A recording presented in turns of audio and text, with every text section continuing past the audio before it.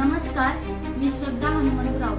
आद्य क्रांतिकारक राघोजी भांगरे प्रणित महादेव कोळी, टोकरे कोळी, ढोर कोळी, मल्हार कोळी यांच्या संघर्ष समितीमार्फत माननीय दत्ताभाऊ सुरवसे यांच्या मार्गदर्शनाखाली आझाद मैदान मुंबई येथे विराट मोर्चाचे आयोजन केले आहे. तरी सर्व जमात बांधवांना कळविण्यात येते की 23 फेब्रुवारी 2026 रोजी सर्व जमात बांधवांनी मोठ्या संख्येने मोठ्या ताकदीने आझाद मैदान मुंबई येथे उपस्थित राहायचे आहे. विनंती आहे जमात बांधवांना, सर्वांना आम्ही येतो, तुम्ही पण या, मोठ्या संख्येने या. आपण आपले मित्र परिवार, आपले नातेवाईक शक्य तितक्या मोठ्या ताकदीने आपल्याला उपस्थित राहायचं आहे.